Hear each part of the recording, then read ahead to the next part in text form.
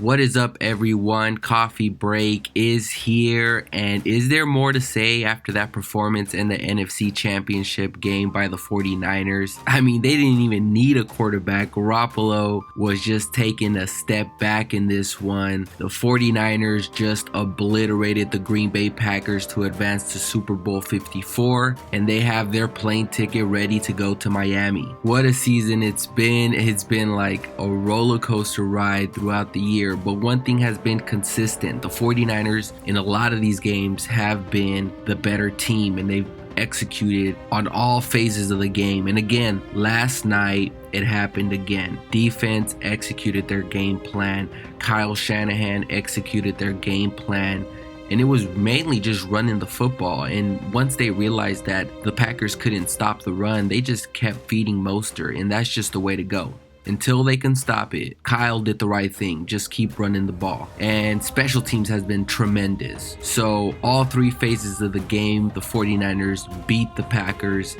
And let me just start with Raheem Mostert because he had his career game in this one. Just listen to these numbers. 29 carries, 220 rushing yards, 4 touchdowns. That was all. I mean, that was all that was needed to beat the Packers. He single-handedly beat them. He was too quick for any Packers defender, and the Packers were just unable to shed the blocks from the 49ers. George Kittle, Kyle Juszczyk, and this offensive line did a tremendous job at blocking. And it's been like that all year. For those who are new watching the Niners, that's been the bread and butter. And the Packers couldn't force the 49ers to at least throw the football, and it just tells you how dominant this team can really be if everyone executes at the level that they can. I mean, I posted this earlier in the game. The Packers would need to try to stop the run. It's hard to stop all three running backs to get going. Coleman, Mostert, Breida. One of those guys eventually will break through, and the Packers couldn't stop the run, let alone stop Mostert from running all over them and scoring 4 touchdowns in this one. He has been the best consistent running back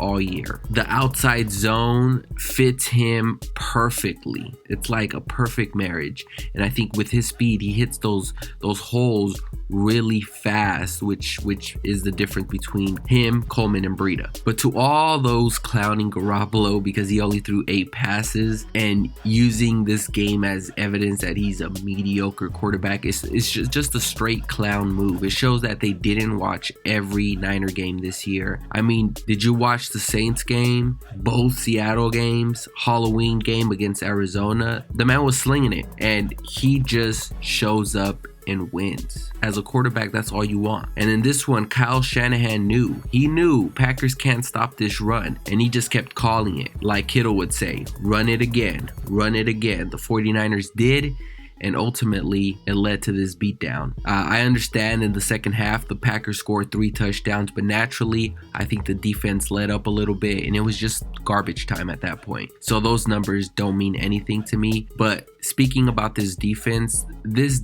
made Aaron Rodgers look pedestrian. Like, after the first couple of drives, I'm like, this is over.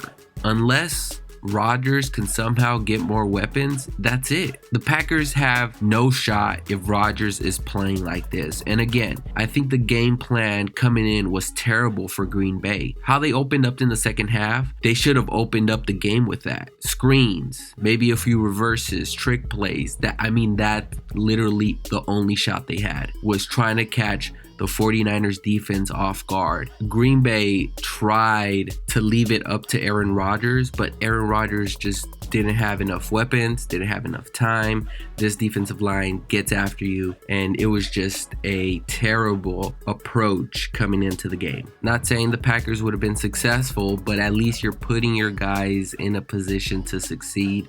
Instead, you give an opportunity to this 49ers defensive line to just pin their ears back and rush the quarterback. And once it gets to that point, you've lost. 49ers in this one had 3 sacks in the game, 2 interceptions, one by Emmanuel Mosley, who replaced Witherspoon after Witherspoon got benched the last couple of games. E-Man's interception was really good, but what I've been impressed with is the way Witherspoon has handled his benching. He's been handling it like a pro.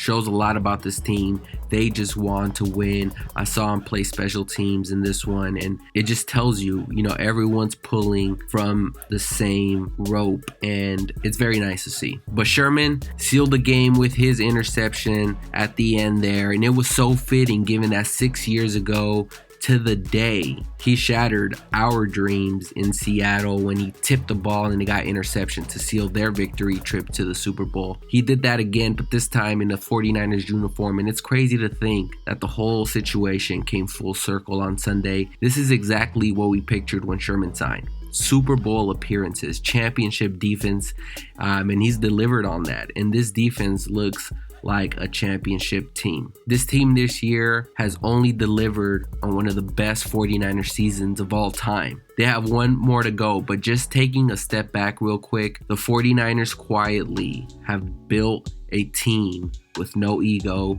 no character issues, which is what they promised when we hired Kyle Shanahan and John Lynch. They have kept that promise, and now we'll get to play in Super Bowl 54. Anyways, guys, let me hear from you, faithful. Who's all going to Miami, baby? I want to hear from those folks who are actually going to attend Super Bowl 54. Go ahead and just smash that comment section, guys. I know this one's a fun one for us 49er fans. We've been waiting for Quest for 6 for a long time, and it's just been a brutal, seems like five years once the Harbaugh era came to an end. Jim Tomsula, Chip Kelly, and now Kyle Shanahan. Everyone who stuck around, I know that victory was for all of us, and they just need to finish strong in Miami. It's gonna be a fun one. I'll be posting more videos leading up to Super Bowl 54. I just want to know who's invading Miami, because I'm gonna be honest, I'm gonna be jealous. I'm not gonna be able to go. I'm actually just getting back from Florida, which is ironic in itself, but that's the mentality, and the quest for 6 starts now. Anyways, I want to thank you all for watching, and we will see you on the next one, guys. Peace.